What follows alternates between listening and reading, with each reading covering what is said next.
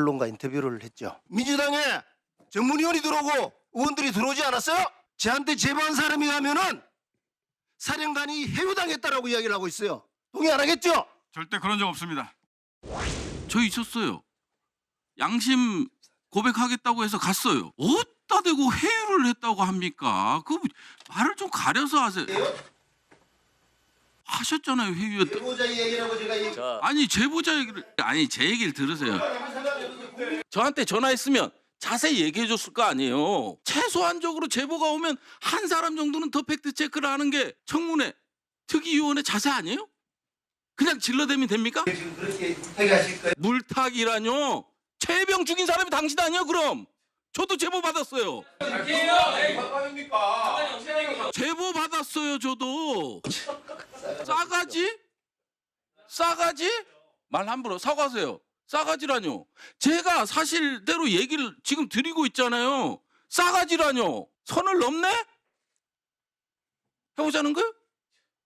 이상입니다. 그래도 명색이 국주특위 대통령의 내란 혐의를 판가름하는 국회 차원의 여러 품격이 너무 높지는 않더라도 기본적인 매너는 좀 갔었어야 되는데 여러 가지 공방 얘기까지 먼저 화면으로 만나봤습니다. 앞서 여인영 전 방첩사령관 그리고 이진우 전 수방사령관 계엄 사태 군수 내부 핵심 증인들은 헌법재판소로 갔다면 여기 이 인물 곽종근 전 특전사령관은 오늘 국조특위에 출석을 했습니다. 당신 회유당한 거 아니냐라는 국민의힘의 비판. 아니다, 내 의지다. 민주당의 엄호. 그러면 실제로 곽종근 전 특전사령관을 불러서 단 어떤 말이 있었는지 또 하나 그 말, 여당의 비판을 한번 들어보겠습니다. 오전 질의 중에 우리 사령관의 답변이 오락가락했습니다. 유튜브에 나와서 사령관님, 여기에서 지금 사령관이 뭐라고 이야기하는가 하면은 본회의장으로 들어가서 일부 들어갔던 인원이 있고 밖에 일부 의원이 있었는데 제가 그 조치를 하면서 전임 장관으로부터 국회의사당 안에 있는 인원들을 요원들을 밖으로 좀 빼내라 이렇게 답변을 했다고 본인이 이야기하셨어요. 근데 오전 질의 때 왔다 갔다 그립니다. 그리고 본관 안에는 요원들이 들어가 있지도 않았고 빼낼 요원도 없다라고 또 이야기를 해요. 사실이 아니잖아요. 왜 이 말이 이렇게 왔다 갔다 그러는 겁니까? 기억하시죠? 지난 탄핵 심판 때 김용현 전 장관이 내가 지시한 건 의원들이 아니라 우리 군인들 요원이었다라고 했는데 의원 말고 빼낼 요원은 없었다라고 얘기했다가 근데 여당에서는 이거 왜 곽종근 전 특전사령관 말이 오락가락하냐 이렇게 비판을 했어요.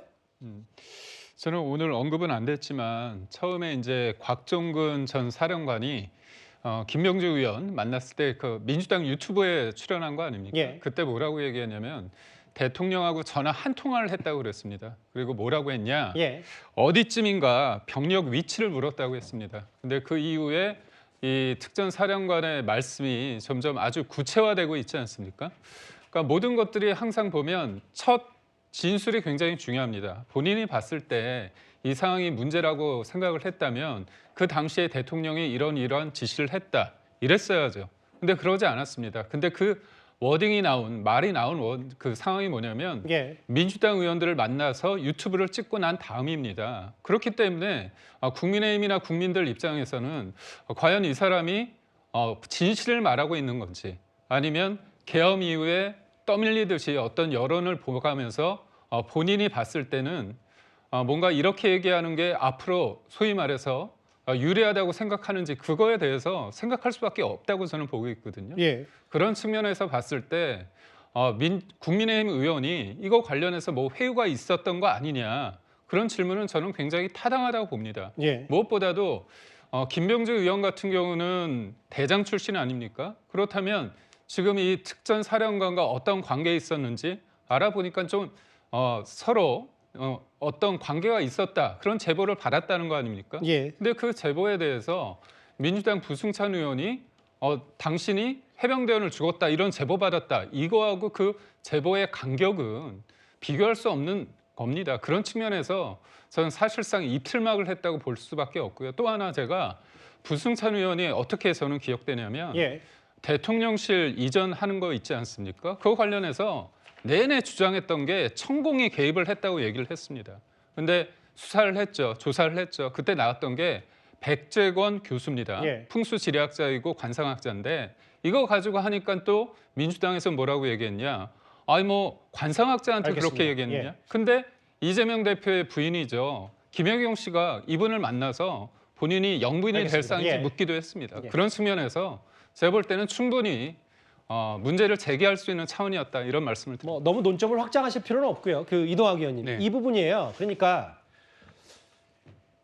물론 곽종훈 전 사령관 얘기는 아니 당시 국회에서 끌어낼 요원이 어디 있었냐 말도 안 되고 의원 끄집어내라고 분명히 지시를 받았다라고 했는데 이제 임종독 의원 얘기, 국민의힘 얘기는 아니 계엄 선포 이후에 민주당 의원들은 도대체 왜 만났냐 회유당한 거 아니냐 그리고 말도 아까 얘기했던 전화 통화 여부 이런 거 슬쩍슬쩍 바뀌는 거 아니냐 이런 비판을 국민의힘에서 하고 있거든요. 근데요, 제가 볼 때는 앞뒤 문맥을 보고 혹은 그 영상을 쭉 다 보다 보면 그냥 실수한 거에 불과하거든요.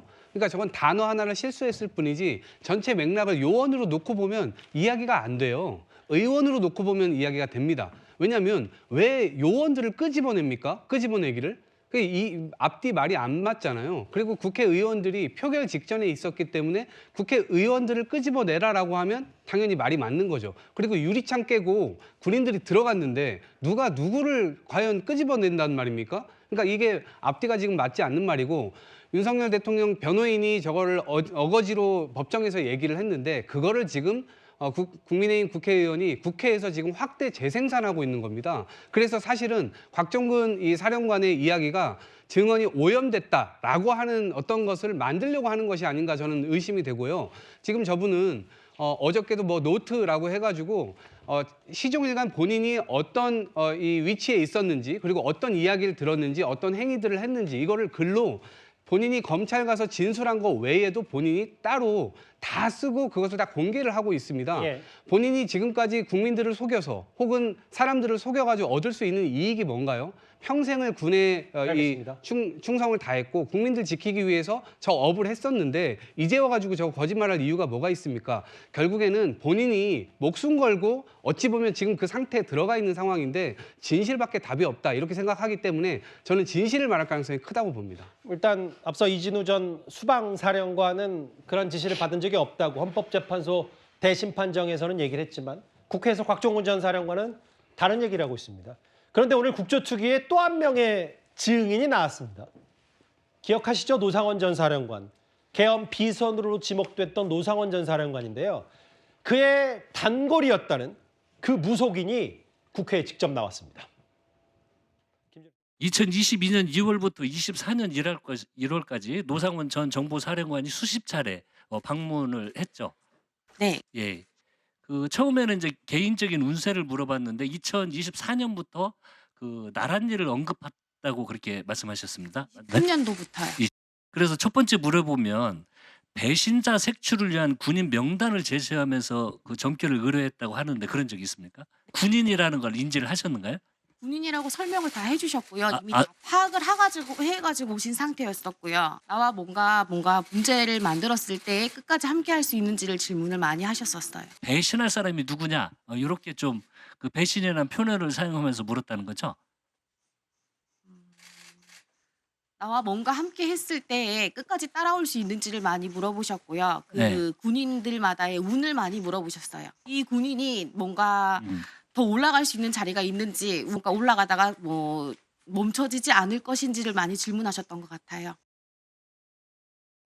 기억하시죠? 저 비단하시라고 해서 노상원 전 사령관이 군산까지 뭐 수십 차례 갈 정도로 많은 상담을 했던 노상원 전 사령관이 군인 명단을 보여주면서 배신자 색출의 점괘를 받다.